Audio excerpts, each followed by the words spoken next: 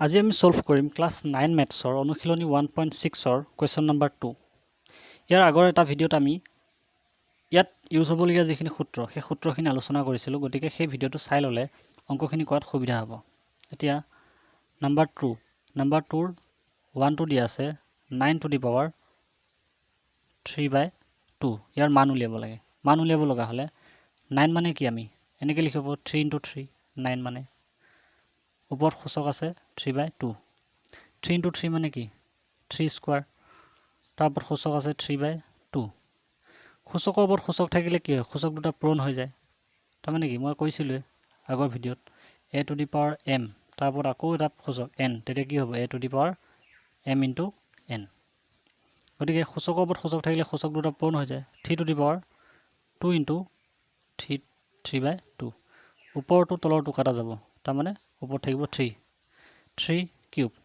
3 cube মানে 3 × 3 × 3 is equal 3 3 গুণ 9, 9 3 গুণ 27। ইয়াৰটো আনচাৰ। তাৰপিছত আহিল কুৱেশ্যন নম্বৰ 2। 2টো দিয়া আছে 32 টু দি পাৱাৰ 2/5। 32ক এতিয়া আমি কেনেকৈ লিখিব পাৰোঁ, মৌলিক উৎপাদকত ভাঙি চাওঁ। 32 2য়ে হৰণ কৰিলে কেইবাৰ যাব 16 বাৰ, 2য়ে 16ক 8 বাৰ, 2য়ে 8ক 4 বাৰ, 2য়ে 4ক 2 বাৰ, তাৰমানে 1 2 3 4 5। 32 মানে 5টা 2ৰ পূৰণফল, 5টা 2ৰ পূৰণফল। ওপৰত সূচক আছে 2/5। 5টা 2ৰ পূৰণফলক আমি এনেকৈ 2 টু দি পাৱাৰ 5, 5টা 2 আছে, তাৰ ওপৰত সূচক 2/5। সূচকৰ ওপৰত সূচক, তাৰমানে সূচক দুটা পূৰণ হৈ যাব। 2 টু দি পাৱাৰ 5 × 2/5।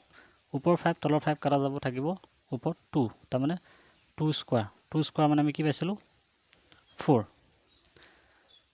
নম্বৰ 3 টো দিয়া আছে 125 টু দি পাৱাৰ -1/3। এতিয়া 125ক আমি মৌলিক উৎপাদকত ভাঙিব লাগিব। 125ক 5এ যদি পূৰণ কৰোঁ কি হ'ব, 5 2 গুণ 10, 12ৰ পৰা 2 থাকিল, 2 পৰা সিফালে 2 গ'ল 25 হ'ল, 25ক 5 বাৰ, 5এ 25ক 5 বাৰ, তাৰমানে 3টা 5ৰ পূৰণফল বুলি আমি লিখিব পাৰোঁ কাক 125ক। ওপৰত সূচক আছে -1/3। 5 5 5, তাৰমানে 5 কিউব -1/3। সূচকৰ ওপৰত সূচক পূৰণ হ'ব, গতিকে 5 টু দি পাৱাৰ 3 × -1/3। ওপৰত তলৰ কাটা গ'ল, থাকিল ওপৰত -1, 5 টু দি পাৱাৰ -1।